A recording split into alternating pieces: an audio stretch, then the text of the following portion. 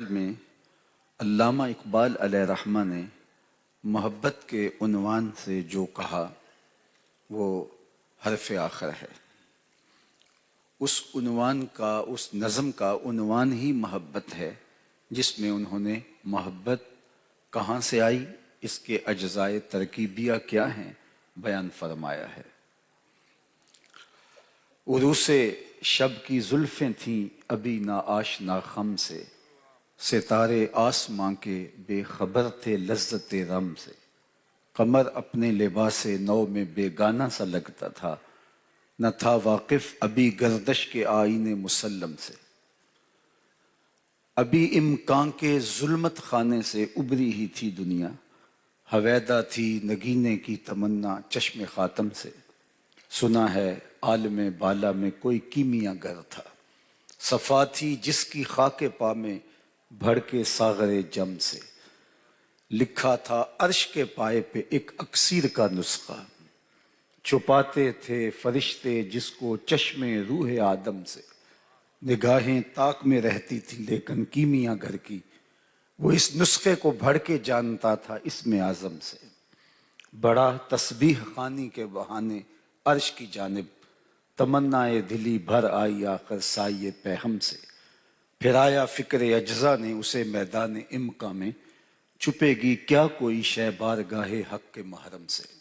اب اجزا دیکھیے، چمک بجلی سے پائی چاند سے داغے جگر مانگا، حرارت لی نفس ہائے مسیح ابن مریم سے، ربوبیت سے تھوڑی سی پھر شان بے نیازی لی، ملک سے عاجزی افتادگی تقدیر شبنم سے، پھر ان اجزاء کو گھولا چشمہ حیوان کے پانی میں، مرکب نے محبت نام پایا عرش اعظم سے، محوس نے یہ پانی پھر ہستی نوخیز پہ چھڑکا، گرا کھولی ہنر نے اس کے گویا کار عالم سے، ہوئی جنبش ایاں ذروں نے لطف خواب کو چھوڑا، گلے ملنے لگے اٹھ اٹھ کے اپنے اپنے ہمدم سے، خرام ناز پایا آفتابوں نے ستاروں نے، چٹخ گنچوں نے پائی داغ پائے لالا زاروں سے۔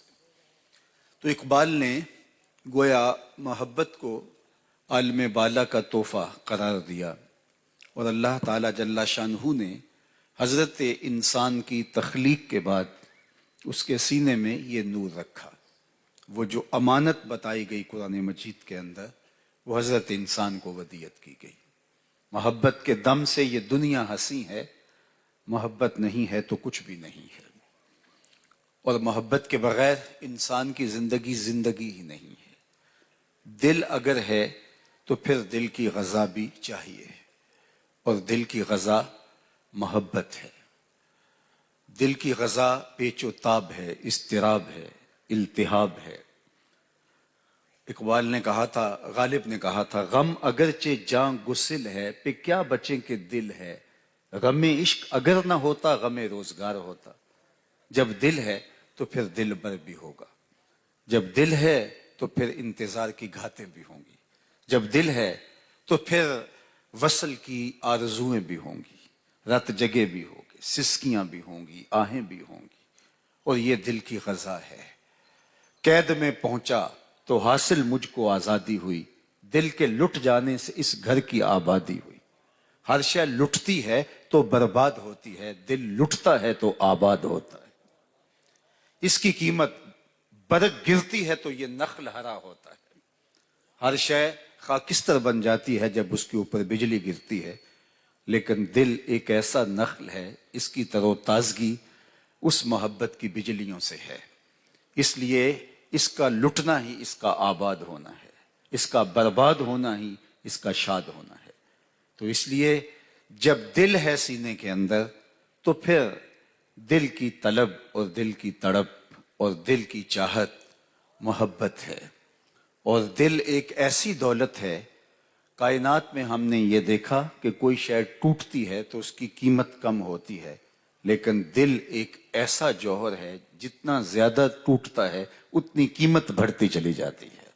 تو بچا بچا کے نہ رکھ اسے، تیرا آئینہ ہے وہ آئینہ کہ شکستہ ہو تو عزیز تر ہے نگاہ آئینہ ساز میں۔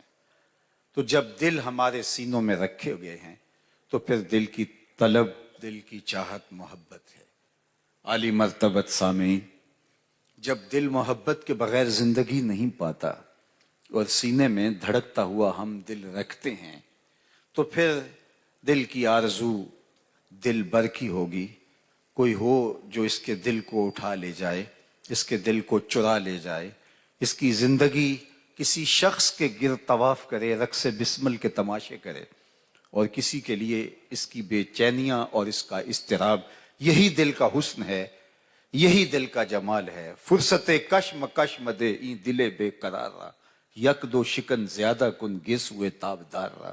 تو یہ اس کا حسن ہے، یہ اس کا جمال ہے۔ اب یہ تو طے ہے کہ جب دل ہوگا تو دل بر ہوگا، یہ طے ہے جب دل ہے تو پھر کسی کے لیے تڑپے گا، سسکیاں بھرے گا، آہیں بھرے گا، رت جگہ کاٹے گا، انتظار کی گھاتیں ہوں گی، کسی کے لیے اس کا پیچ و تاب ہوگا۔ تو پھر اگر دل کو حقیقی ٹھکانہ نہ ملا جس کے لیے دل بنایا گیا تھا، جو دل بنانے کا مقصود تھا، تو پھر یہ عارضی محبت پانے کے باوجود بھی حقیقی نور اور تمانیت نہیں پا سکے گا، اس کی بے چینیاں پھر بھی ختم نہیں ہوں گی۔ اللہ اکبر! آج ہم جس محبت کے عنوان سے یہاں بیٹھے ہیں، یہ وہ محبت نہیں ہے جو اچھے بھلے انسان کو بیکار کر دیتی ہے۔ غالب نے کہا تھا کہ عشق نے غالب نکما کر دیا، ورنہ ہم بھی آدمی تھے کام کے۔ یہ وہ محبت نہیں ہے جو اچھے بھلے انسان کا بیڑا غرق کر کے رکھ دیتی ہے۔ استاد میر تقی میر نے کہا تھا کہ پھرتے ہیں میر خار کوئی پوچھتا نہیں، اس عاشقی میں عزت سادات بھی گئی۔ آج ہم اس محبت کی کہانی یہاں چھیڑنے نہیں بیٹھے کہ جو عزت سادات بھی لے اڑتی ہے، بلکہ ہم آج اس محبت کی کہانی سننے آئے ہیں جو ذات کے حبشی کو پستیوں سے اٹھاتی ہے اور اوج ثریا کی بلندیوں تک پہنچا دیتی ہے، جو مٹنے نہیں دیتی۔ اقبال یہ کس کے عشق کا فیض عام ہے، رومی فنا ہوا حبشی کو دوام ہے۔ میں اگر آپ سے پوچھوں کہ جس دور میں میرے حضور تشریف لائے تھے اس دور کے خاقان کا نام کیا تھا، تو چند لوگ ہوں گے جو اس کا نام بتا سکے، باقی معذرت کر لیں گے۔ چلے میں پوچھتا ہوں، جس زمانے میں حضور تشریف لائے اس دور کے کیسر کا نام کیا تھا؟ اس دور کی سپر طاقت تھی رومن امپائر، اور اس دور کے حکمران کا نام شاید وہ بھی تھوڑے لوگ ہوں گے، انگلیوں پہ گنے جا سکتے ہوں گے، جو اس دور کے کیسر کا نام بتا سکیں۔ میں اس دور کے کسرا کا نام پوچھوں تو شاید یہ بھی بہت تھوڑے لوگ بتا سکیں۔ اور اگر میں اس مجلس میں موجود سب سے کم عمر بچے کو ڈھونڈوں، تلاش کروں اور اس کو کہوں کہ میرے حضور کے مؤذن کا نام کیا تھا، تو وہ سر اٹھا کے بلال حبشی کا نام لے گا یا نہیں لے گا؟ یار کیسر کا نام تو دنیا کو یاد نہیں، کسرا کا نام تو زمانہ بھول گیا، خاقان کا نام تو کسی کو آتا نہیں، لیکن میرے نبی کے بلال کا نام آج بھی زمانے کو یاد ہے۔ اقبال تڑپ اٹھتا ہے، اقبال یہ کس کے عشق کا فیض عام ہے، رومی فنا ہوا حبشی کو دوام ہے۔ تو آئیے پھر محبت کا ربط ان سے جوڑیں کہ جو آپ کو زندگی دیتے ہیں، محبت کا تعلق، محبت کا رشتہ ان سے قائم کریں جو آپ کو مٹنے نہیں دیتے۔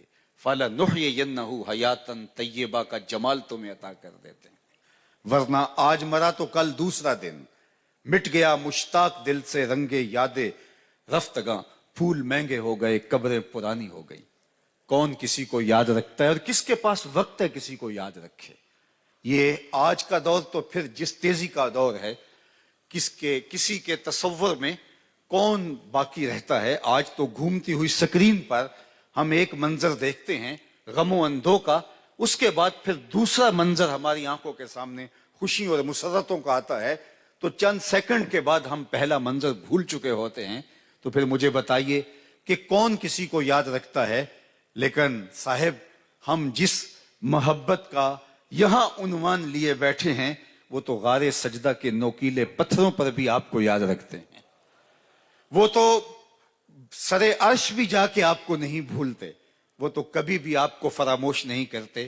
تو محبت پھر اس سے کرنی چاہیے جو وفا کی ریت نبھانا جانتا ہو۔ میں سویر سے لے کر شام تک عمومی طور پہ سفر پہ ہی رہتا ہوں، اور آپ جانتے ہیں کہ جو شخص مسافر ہو اس کے تجربات بھی فضول تر ہوتے ہیں. ان تجربات میں سے ایک تجربہ یہ ہوتا ہے کہ ہم گاڑیوں کے پیچھے لکھے ہوئے جملے گزرتے ہوئے ضرور ملاحظہ کرتے رہتے ہیں. یہ جو اس کا ساربان ہوتا ہے، ڈرائیور ہوتا ہے، یہ اس کے پوری زندگی کے نفسیات کا خلاصہ ہوتا ہے. بعض جملے ایسے ہوتے ہیں کہ ہم پڑھتے ہیں تو سوچ میں ڈوب جاتے ہیں، بعض ہمیں دکھی کر دیتے ہیں، کچھ جملے ایسے ہوتے ہیں کہ ہنسی نہیں رکتی. ایک جملہ آپ نے پڑھا ہوگا کہ گاڑیوں کے پیچھے لکھا ہوتا ہے صنم بے وفا. تو میں اپنے دوستوں کو پوچھتا ہوں کہ یہ کیا لکھا ہے، تو وہ کہتے ہیں جناب آپ بھی تو پڑھ رہے ہیں، بتائیے کیا ہے. میں نے کہا کہ یہ تحریری احتجاج ہے. اس نے کسی سے پیار کیا ہوگا اور اس نے اس کو دھوکہ دیا ہوگا، تو یہ تحریری احتجاج کر رہا ہے. میں نے کہا صاحب تو نے اس سے پیار کیا جس نے تجھے دھوکہ دے دیا، آ تجھے اس چوکھٹ پہ لے چلوں جو ہاتھ پکڑتا ہے تو حشر کے دن بھی نہیں چھوڑتا. یہ ذرہ نواز عشق، یہ محبت نواز عشق، آئیے اس عشق کے ساتھ، اس محبت کے ساتھ اپنے آپ کو وابستہ کیجئے. اور دنیا کی محبتیں انسانوں کو تقسیم کرتی ہیں. ایک کے دو چاہنے والے رقیب کہلاتے ہیں.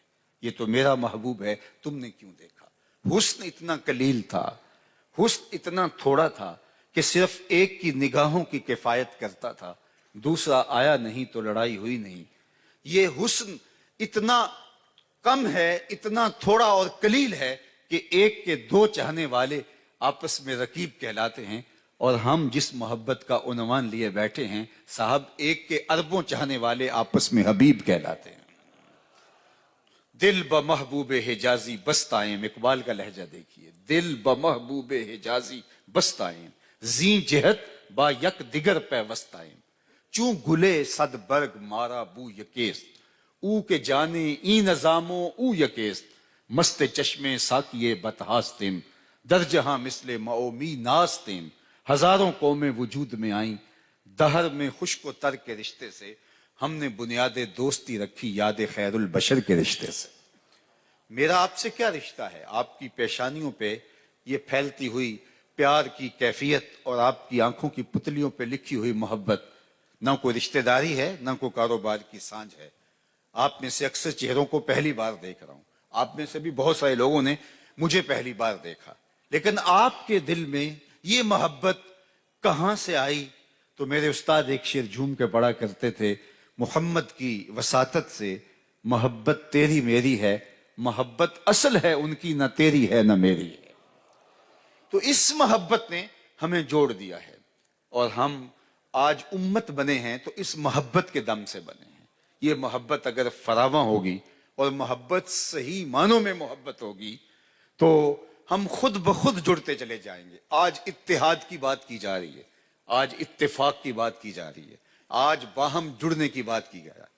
تشتت اور افتراق جس طرح پھیل گیا ہے، یہ امت 72-73 گروہوں میں پہلے بٹ گئی ہے، پھر ہر گروہ، ہر فرقہ آگے کئی لابیوں میں، جماعتوں میں اور کئی گروہوں میں مزید تقسیم در تقسیم کے عمل سے گزر رہا ہے. تو یار حضور نے تو تنکا جوڑ کے امت بنائی تھی. کہاں کہاں سے لوگ کھڑے کیے. صہیب روم سے تھے، بلال حبشے سے آئے، سلمان فارس سے آئے، حضرت ابو ہریرہ یمن سے آئے، حضرت ابو بکر رضی اللہ تعالیٰ عنہ مکے کے تھے، حضرت سعد مدینے کے تھے. چوں گلے صد برگ مارا بو یکیست، او کے جانے ای نظامو او یکیست. لیکن آج ہم یہ وہ جو ماڈل حضور نے پیش کیا تھا آج ہمارے اندر وہ دکھائی کیوں نہیں دیتا؟ اس لیے کہ ہماری محبت کے اوپر غلبہ ہماری ہوس کا ہو گیا، ہماری خواہشات کا ہو گیا. ورنہ یہ محبت جوڑتی ہے، یہ محبت توڑتی نہیں ہے، یہ تقسیم نہیں کرتی، یہ وحدت کی ضمانت بنتی ہے. قوت عشق سے پست کو بالا کیا جا سکتا ہے اور دہر میں اس میں محمد سے اجالا کیا جا سکتا ہے. لیکن آج اجالا کیوں نہیں ہو پا رہا؟ یہ مجھے اور آپ کو اپنے اندر اتر کے اپنے آپ سے سوال کرنا ہوگا کہ ہم کہاں کھڑے ہیں. اگر ہماری منزل ایک ہے اور ہمارا مقصود ایک ہے تو اس کے باوجود بھی ہماری کوششیں مشترکہ نہیں ہیں، ہماری فکر میں ہم آہنگی نہیں ہے، تو پھر مجھے اور آپ کو اپنے اندر اتر کے اپنے آپ کو کریدنا پڑے گا اور دیکھنا پڑے گا کہ کمی کہاں آ گئی اور محبت غرض سے آلودہ کہاں ہو گئی. تو عالی مرتبت سامعین، ساری محبتیں انسانوں کو توڑتی ہے اور یہ محبت اگر حقیقی روپ میں نصیب ہو جائے تو یہ جوڑ دیتی ہے، یہ امتیازات رنگ و نسل کے بھی مٹا دیتی ہے، اور یہ خطوں کے امتیازات بھی مٹا کر کے ایک وحدت کی لڑی کے اندر پرو دیتی ہے۔ تو یہ محبت یکجہتی کی ضمانت بنتی ہے، اور پھر اس محبت کے دم سے پست بالا ہوتا ہے، اور یہ اللہ جل شانہ کی خاص رحمتوں اور اس کی کرم نوازیوں کا ذریعہ یہ امت بنتی ہے اس محبت کے دم سے۔ تو آئیے میں اور آپ اس محبت سے اپنے آپ کو وابستہ کر لیں، اس محبت سے اپنے آپ کو جوڑ لیں۔ یہ محبت ہمیں حضور نبی رحمت صلی اللہ علیہ وآلہ وسلم کی صحیح معنوں میں امت بنا کے آگے بڑھنے کا راستہ دکھاتی ہے، اور پھر جب ہم امت بن جاتے ہیں حقیقی معنوں میں تو پھر ہمارے راستے کھلتے چلے جاتے ہیں۔ آج دنیا کے اوپر کفر اگر غالب اور امہ اگر مغلوب ہو رہی ہے تو یہ ہمیں اس پہ غور کرنا ہوگا کہ ہم امت بن ہی نہیں پا رہے، ورنہ اللہ کے وعدے سچے ہیں اور اللہ کے وعدے بہر صورت پورے ہو کے رہتے ہیں۔ ہم نے اپنے اندر اتر کے دیکھنا ہے کہ ہم اس مقام پر اللہ جل شانہ کی رحمتوں کو سمیٹنے کا ذریعہ کیوں نہیں بن رہے۔ اقبال نے جو کہا تھا کہ کی محمد سے وفا تو نے تو ہم تیرے ہیں، یہ جہاں چیز ہے کیا لوح و قلم تیرے ہیں۔ اقبال نے کہا تھا کہ اگر حضور سے وفا کا رشتہ استوار ہو جائے تو پھر ادھر سے آواز آتی ہے کہ پھر ہم تمہارے ہیں، اور پھر یہ لوح و قلم بھی تمہارے ہاتھ میں دے دیں گے، یہ جہاں کیا ہے، یہ تخت و تاج کیا ہیں، بلکہ تمہارے ہاتھ میں تختی بھی رکھ دیں گے، تمہارے ہاتھ میں قلم بھی دے دیں گے، جو لکھنا ہوا خود ہی لکھ لینا۔ تمہاری تقدیر کے فیصلے واشنگٹن میں نہیں ہوں گے، بلکہ خدا بندے سے خود پوچھے گا بتا تیری رضا کیا ہے۔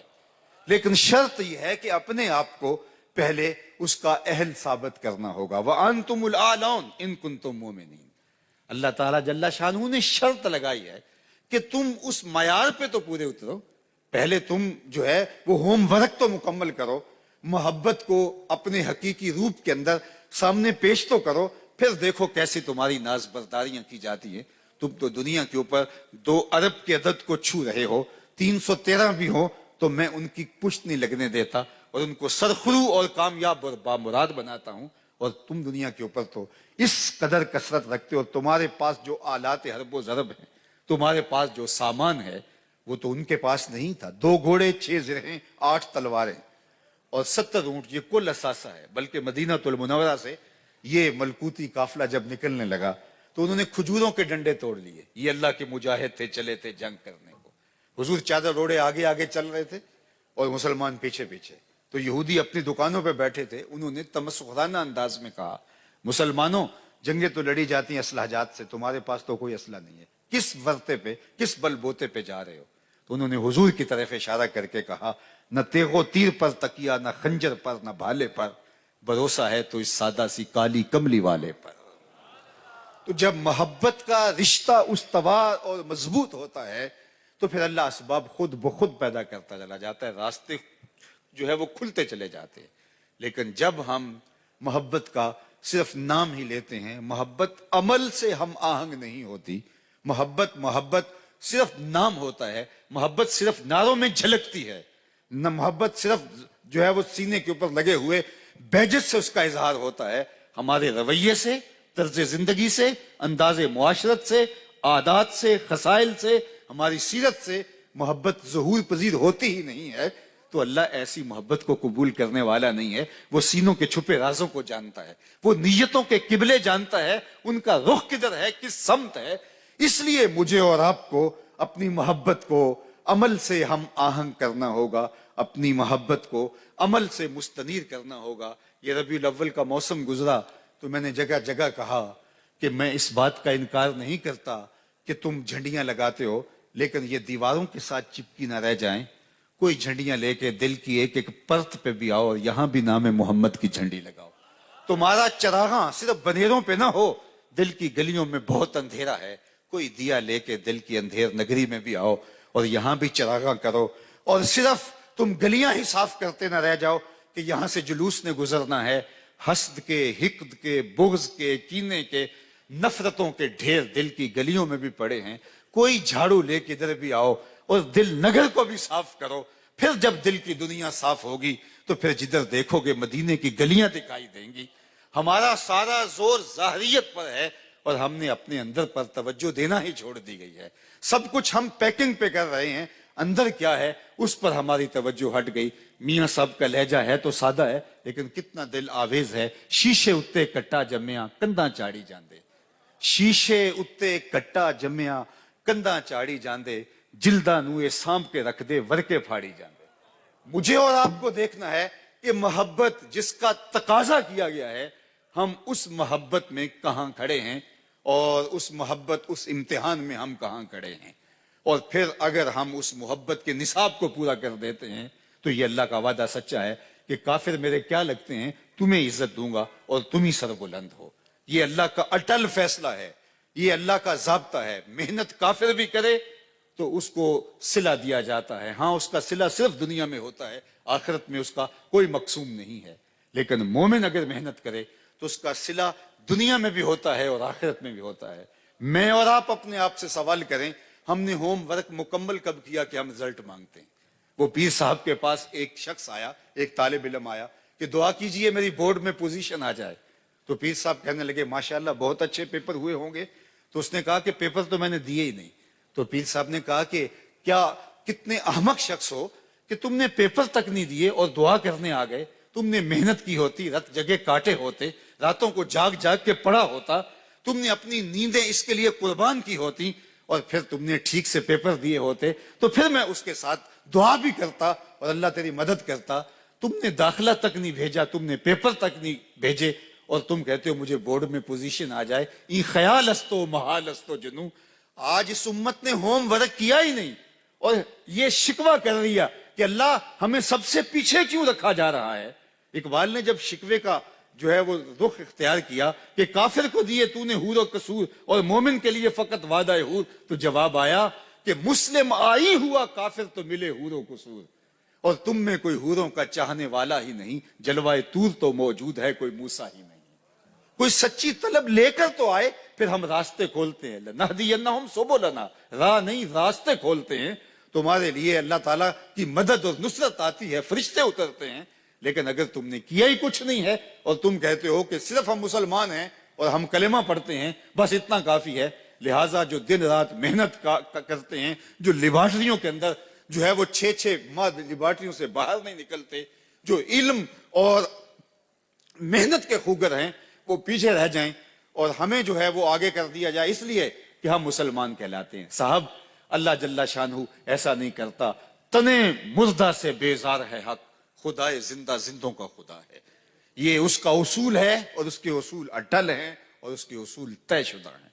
शिकवे की जुबान खुलती है तो जरा लहजा देखिए। आप जानते हैं फतवा भी मुतवज्जे हुआ। सफाए दहर से बातिल को मिटाया हमने, नौ इंसान को गुलामी से छुड़ाया हमने, तेरे काबे को जबीनों से बसाया हमने, तेरे कुरान को सीनों से लगाया हमने।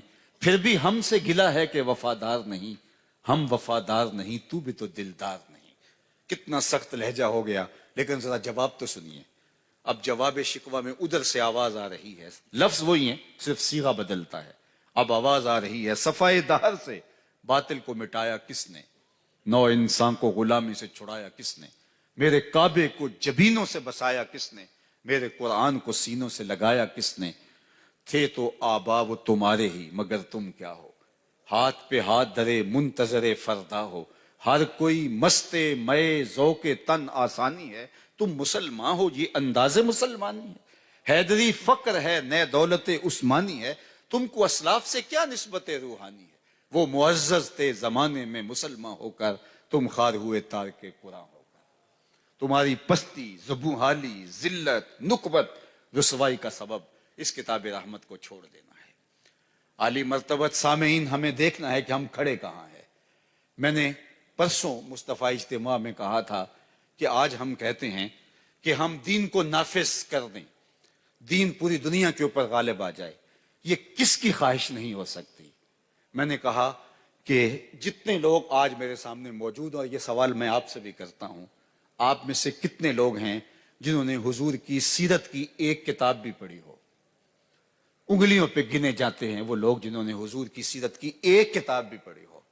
جنہوں نے قرآن مجید کو مفاہیم سمیت پڑھا ہو، اور ہم جا رہے ہیں دنیا کے اوپر اسلام کو غالب کرنے کے لیے۔ پہلے ہم خود تو دیکھیں ہم کہاں کھڑے ہیں۔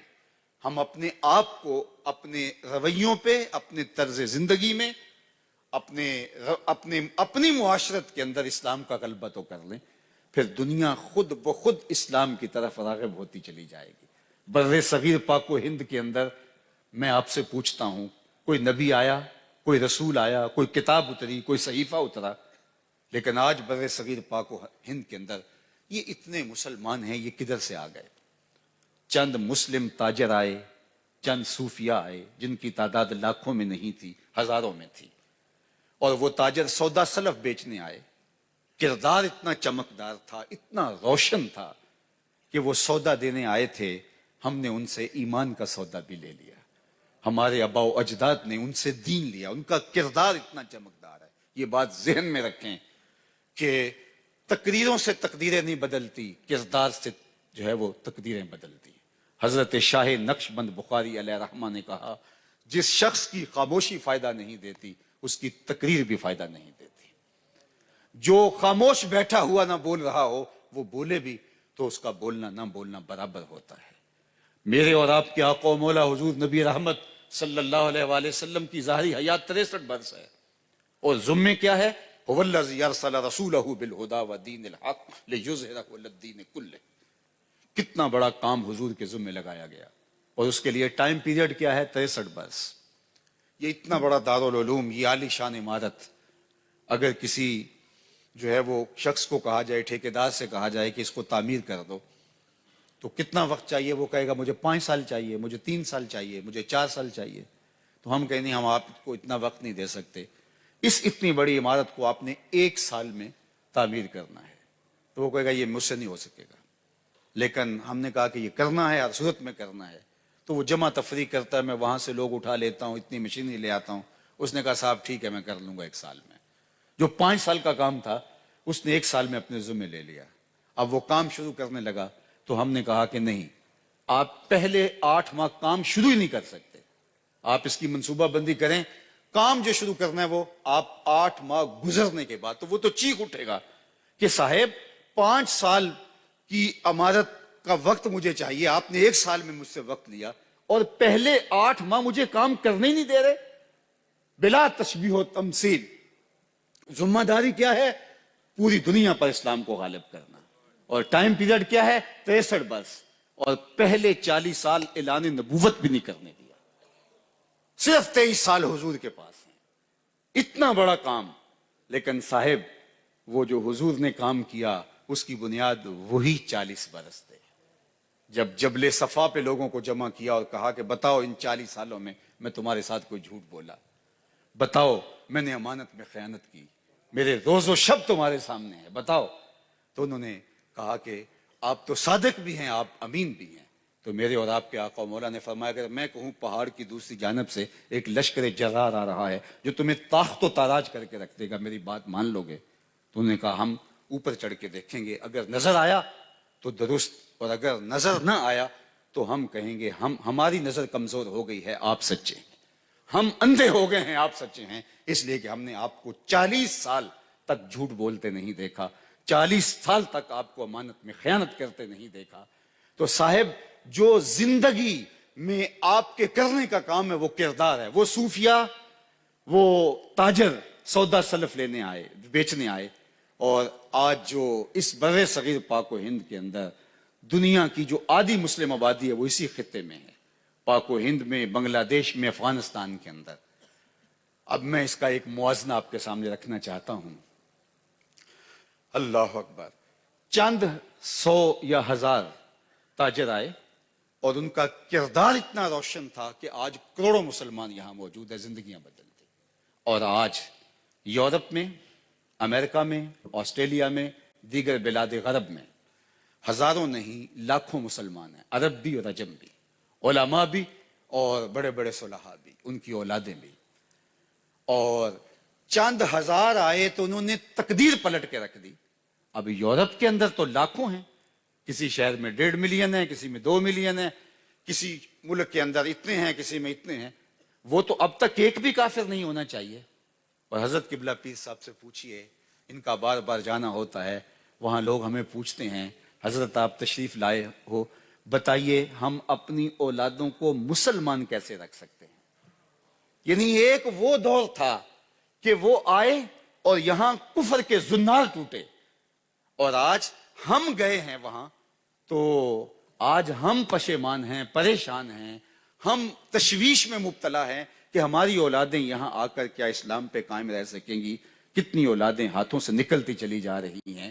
تو تقریریں تو آج زیادہ ہیں، خطبے تو آج زیادہ ہیں، آستانے تو آج زیادہ ہیں. تو کردار ہے جو روشنی دیتا ہے، کردار سے زندگی ملتی ہے، عمل سے زندگی بنتی ہے. مجھے اور آپ کو وہ محبت مطلوب ہے. محبت چھلاوے نہیں بناتی، محبت سنجیدگی پیدا کرتی ہے، محبت متانت پیدا کرتی ہے.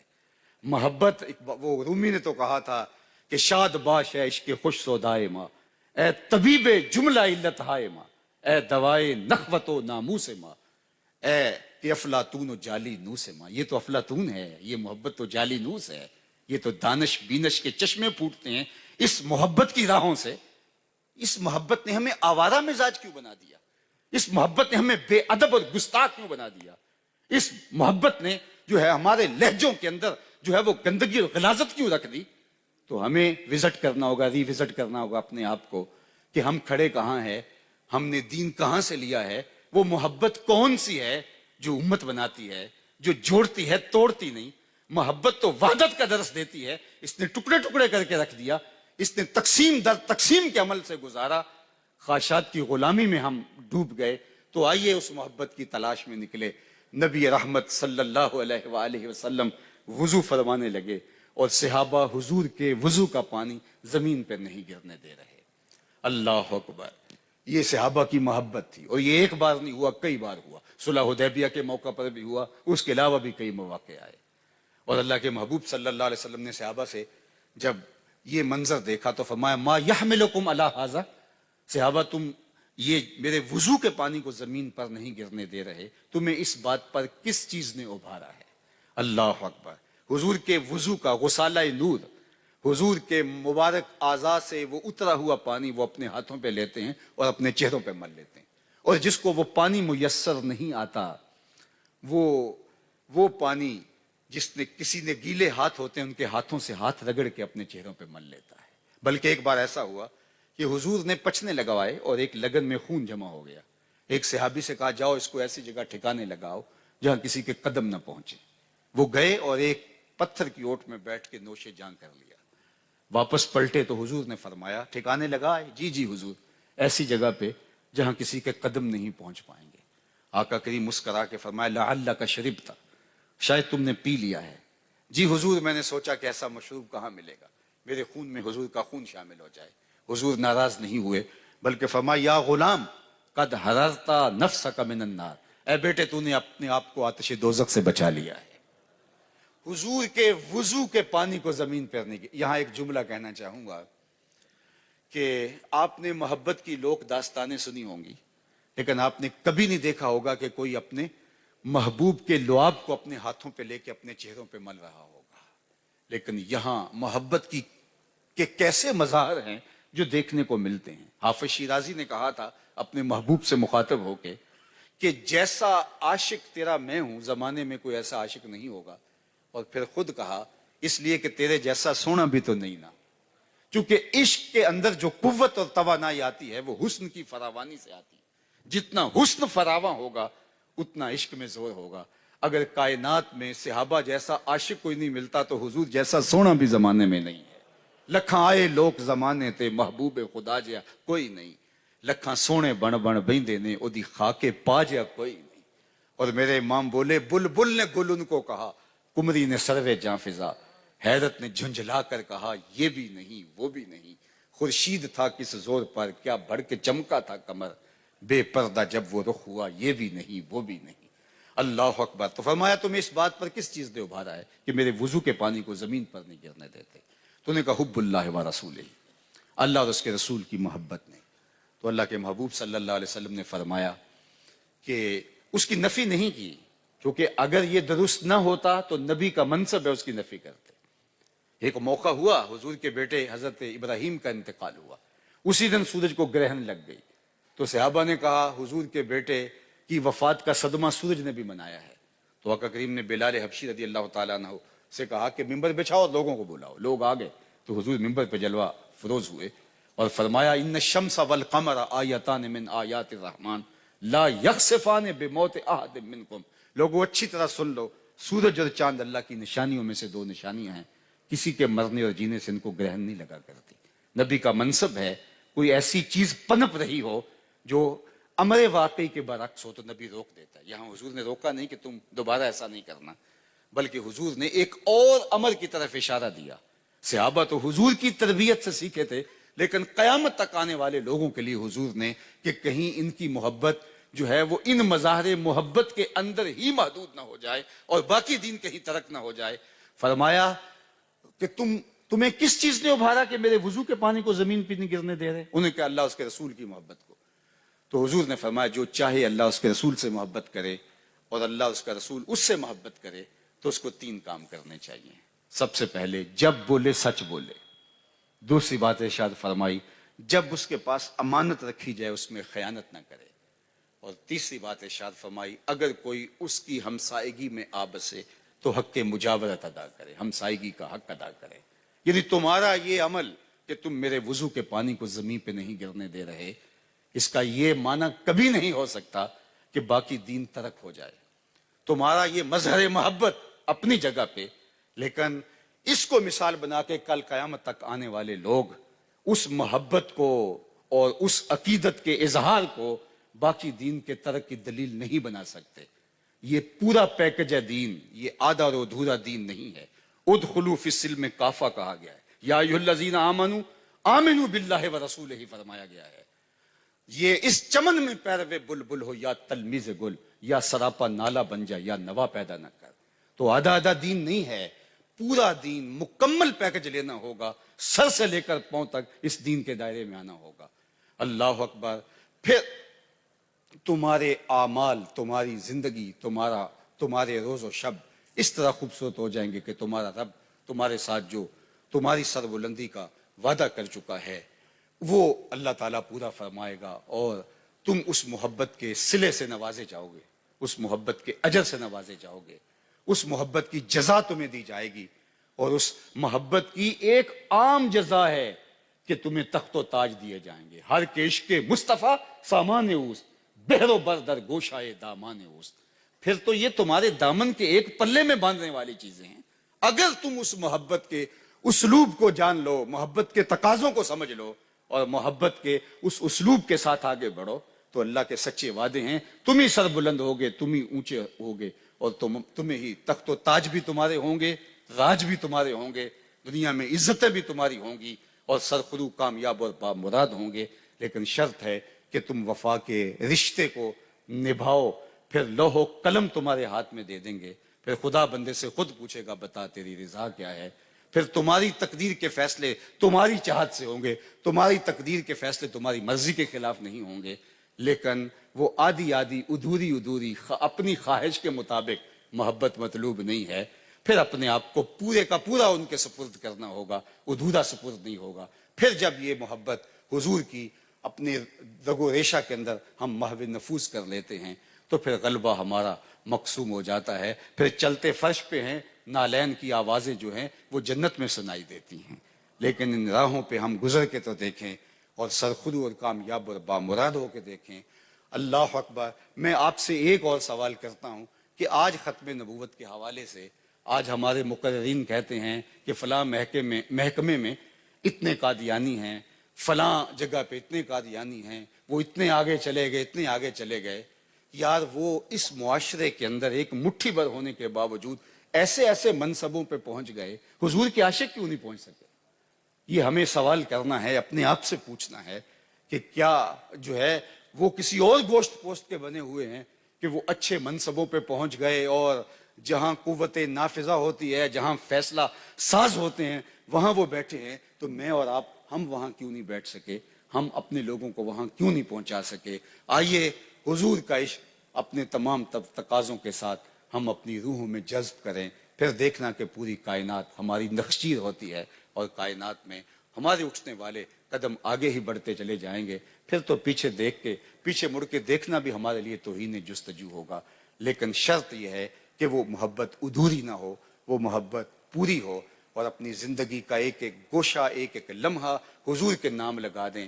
اور حضور کا حکم، ان کا فرمان اور ان کی بار بار دی گئی ترغیبات وہ تو الگ بات ہے. محب جو ہوتا ہے وہ حضور اپنے محبوب کے حکم کو مانتا ہے اور کس لیول پہ اس کے لیے اپنی قربانی اور اثار کرتا ہے. جو محب ہوتا ہے وہ تو محبوب کے اشارہ ابرو کو بھی سمجھ رہا ہوتا ہے کہ میرے محبوب کی چاہت کیا ہے. مدینہ المنورہ کی گلی سے حضور گزر رہے ہیں، ایک ایسا مکان بن رہا تھا جو طرز تعمیر حضور کو پسند نہیں تھی. آقا کریم نے رک کے پوچھا یہ کس کا ہے؟ کہا فلاں انصاری کا. حضور گزر گئے، کچھ نہیں کہا. اس انصاری کو کسی نے بتایا حضور گزرے تھے، تیرا مکان دیکھا تھا، چہرے پہ آثار پسندیدگی حویدہ نہیں ہوئے، شاید حضور کو پسند نہیں آیا. اس نے کدال لیا اور مکان زمین کے برابر کر دیا. 2-4 دن کے بعد دوبارہ حضور کا گزر ہوا تو دیکھا ملبے کا ڈھیر پڑا ہوا ہے. رک گئے، پوچھا اس انصاری کو بلاؤ. بلایا گیا، کہا گزرا تھا، مکان دیکھا تھا، آج ملبے کا ڈھیر دیکھ رہا ہوں، کیا ہوا؟ اس نے کہا حضور میں نے گرا دیا ہے. فرمایا کیوں؟ عرض کی سنا تھا آپ کو پسند نہیں، سنا تھا آپ کو پسند نہیں. میں اپنے سر سے لے کر پاؤں تک دیکھوں، عقیقے سے لے کر ولیمے تک دیکھوں، نجی زندگی سے لے کے طرز سیاست تک دیکھوں، اپنی گھریلو زندگی سے لے کے کاروبار تک دیکھوں، ہمارا کیا کیا حضور کو پسند نہیں ہے. محمد دی زیارت محمد دے رنگ وچ. اور میرے قبلہ عالم نے کہا تھا یاری لا تو پاک نبی سنگ اے پر پوری یاری، پھر درود قبول ہے تیرا لکھ نہ لو ایک واری. ان کے رنگ میں چوں بنا میں مصطفیٰ خانم درود، از خجالت آب می گردد وجود، عشق می گوید کہ محکوم غیر، سینہ تو از بتا مانند دیر، تا نداری از محمد رنگ و بو، بر زبان خود میالہ نام ہو. پھر کہا کہ ان کے نام کو اپنی زبان سے میلا نہ کر، اپنے آپ کو دیکھ کے تو کھڑا کہاں ہے. تو آئیے میں اور آپ اپنے آپ کو ان کی محبت کے سانچے میں. میرے استاد فرمایا کرتے تھے یہ نہ ہو کہ لوگ تمہیں پوچھے تم کون ہوتے ہو اور تمہیں بتانا پڑے ہم مسلمان ہوتے ہیں. کہا نہ پوچھنے کی نوبت آئے نہ کسی کو بتانے کی ضرورت. تم دور سے چلے آ رہے ہو، لوگ کہیں وہ دیکھو حضور کا غلام آ رہا ہے. نور آنکھوں میں تو چہروں پہ اجالے ہوں گے، مصطفیٰ والوں کے انداز نرالے ہوں گے. تو آئیے میں اور آپ اپنی زندگی کو ان کے بتائے ہوئے اسلوب اور طریقے کے مطابق اس طرح ڈھال لیں کہ ہماری ایک سانس بھی ان کی رضا کے دائرے سے باہر نہ ہو. میں اتنی طویل گفتگو نہیں کرنا چاہ رہا تھا ان عالی مرتبت ہستیوں بالخصوص پیر صاحب کی موجودگی میں، اور میرا مزاج بھی نہیں ہے، لیکن بہرحال بات چھڑی اور بےتابی تھی اور چند باتیں آپ کی نظر کر دیں. اللہ تعالیٰ میری کہی ہوئی باتوں میں اثر کی شیرینی ڈال دے اور روحوں میں اتار دے. کار ما آخر شدو آخر زما کار نشد، مشت خاک ما غبارے کوچائے یارے نشد. وسعت دل تو بہت تھی، وسعت صحرا کم ہے، اس لیے مجھ کو تڑپنے کی تمنا کم ہے.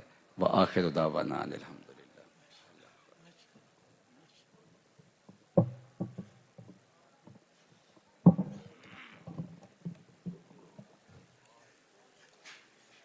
بسم اللہ الرحمن الرحیم. اتنی خوبصورت اور پرمغز گفتگو کے بعد اور سما خراشی کرنا کوئی مناسب نہیں ہے. میں دعا گوں اللہ تعالیٰ ایسے ناپے روزگار لوگ ہمیں بخشتا رہے اور ہم جیسے کم علموں کے پاس انہیں لاتا رہے تاکہ ہم بھی ان کی باتوں کو اپنی زندگی میں مشعل راہ بنا سکے.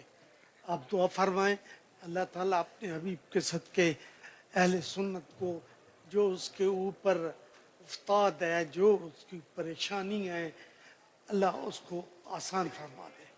آج پورے پاکستان میں جس ادبار اور جس پریشانی کا ہم لوگ شکار ہیں کہ ہمیں اس سے نکلنے کی کوئی راستہ سجائی نہیں دے رہا.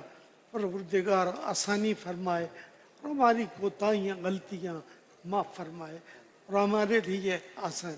اور قبلہ قریش صاحب इनकी काविशों को कबूल फरमाए और हमेशा इन इदारों को अपनी बारगाह में शर्फ कबूल अता फरमाए। आमीन या रब्बल आलमीन। वसल्लल्लाहु अला हबीबी खैर खल्की व नूर अर्शी मुहम्मद व अला आली अस्हाबी अजमईन बिरहमतिक या अरहमर राहिमीन।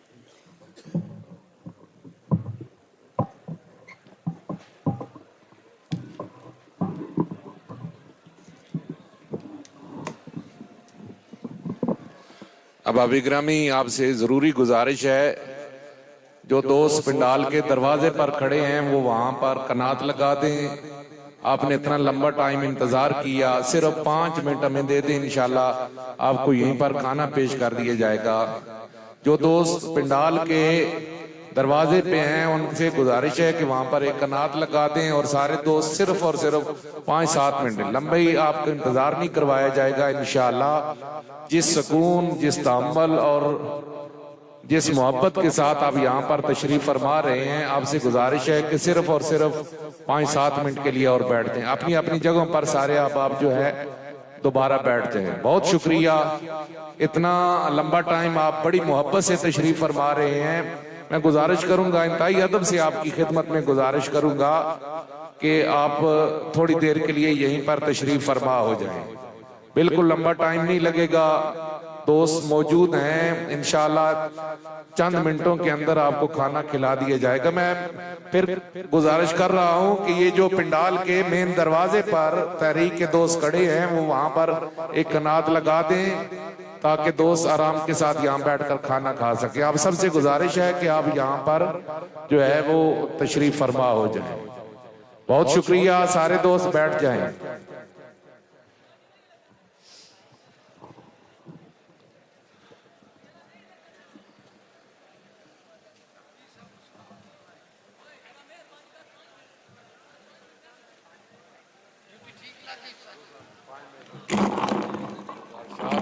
साਡਾ ਖਾਣਾ ਚੱਲ